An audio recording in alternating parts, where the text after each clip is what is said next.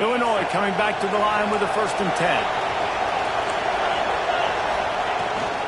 From the shotgun now, here's an inside give.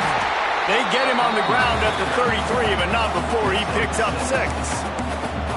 It's a point in the game, I think, as a coaching staff where you really challenge your offensive line to go win the football game, right? We've got to lead late. We're going to run the football. And the defense and everybody in the stadium knows that's what's going to happen. Can we run the ball down their throats and impose our will? That's what this offense right now is trying to do. 2nd down, they'll go to the air. Quickly out to the tight end. Out of bounds, right at the 20-yard line, edge of the red zone, and they have their eyes on a score. Just outside the red zone, 1st and 10 from the 21. From the gun, give on the inside. Headed to the end zone, and he rolls into the house. Touchdown, Illini!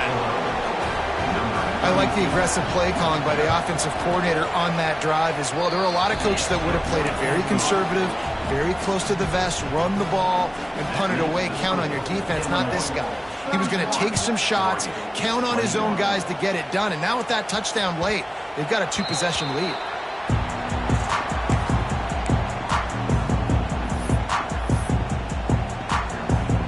The Ducks ready to go back to work on offense. Things had not gone the way they had planned, but maybe an opportunity to salvage this bumpy ride so far and avoid the upset. Tackle is made at the 28 after a pickup of 3. You know, as a defense, you kind of want to force the give on the RPO. You want them to run the football, and you could tell maybe the quarterback wishes he pulled this. Small game, but some information you gathered maybe for the next time you get to run an RPO. Just a little bit too much juice on that one as the freshman was taking a shot. Man, as a quarterback, you got to be careful. He's lucky there. If you miss high throwing over the middle of the field, oftentimes that results in interception. So lucky that ball was incomplete. They've made 3rd down offense a key. It'll be tested on 3rd and long from the 28. Catch in the middle. It's Penny. Ripping off a pretty good chunk of yardage. They've got it out to the 41 with a 1st down.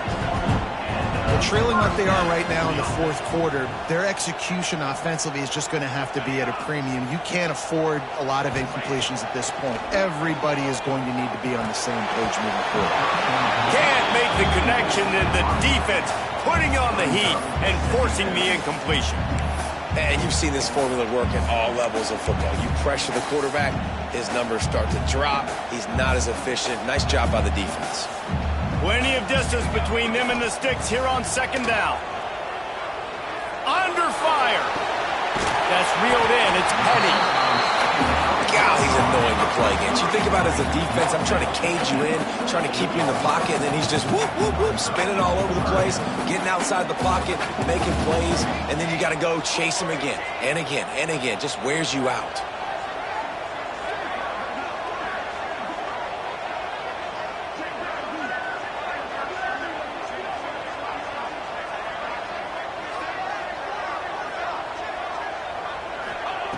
Wants to throw it. Release to the back. And a missed opportunity on 3rd down as the defense knocks it free, and 4th down is coming up.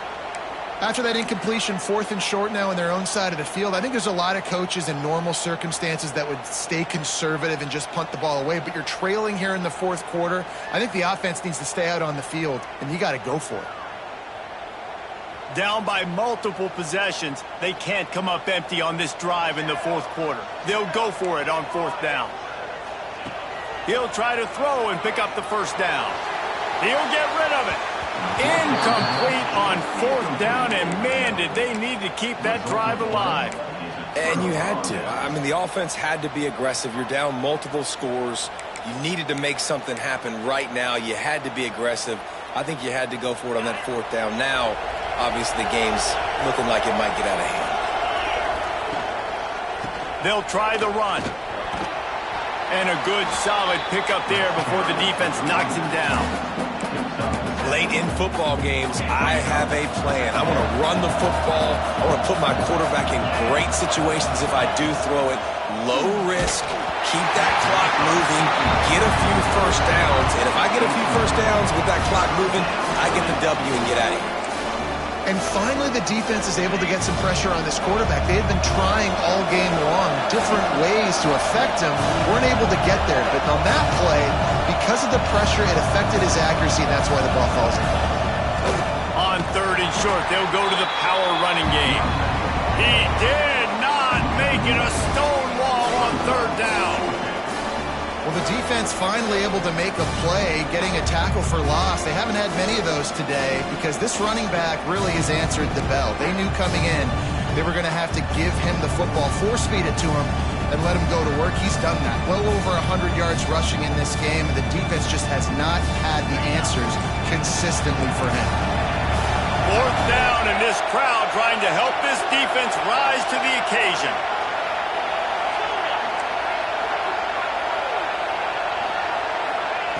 He'll try to throw and pick up the 1st down. Shoots it to the left. Big tight end makes the grab. It's a 1st down. Turns out to be an easy conversion for this offense as they move the chains on 4th down. Illinois picked up the 1st down. Now here they come again. And you want that clock to run.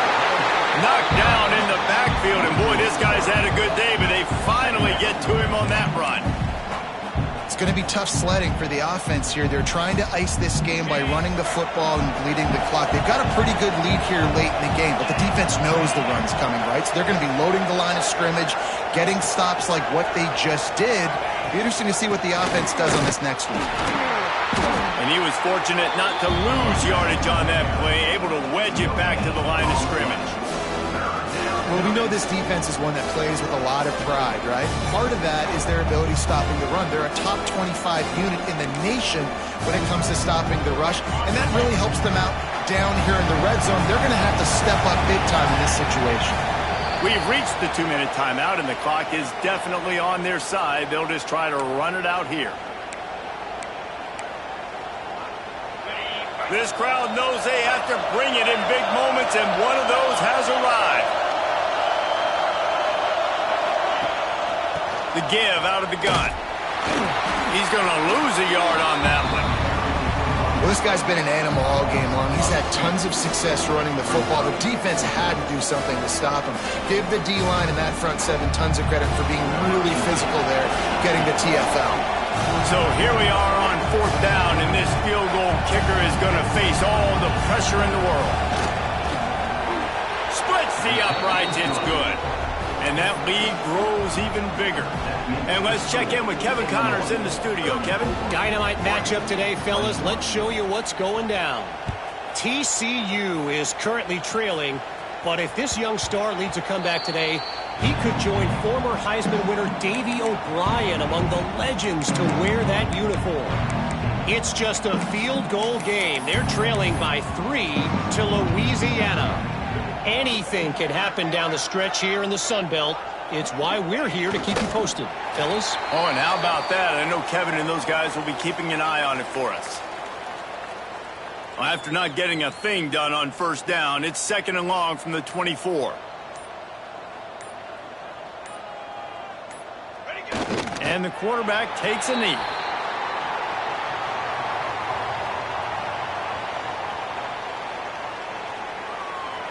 This is the football equivalent of throwing in the towel or no mas, as they will concede defeat. Don't want to risk anything here. The quarterback takes a knee.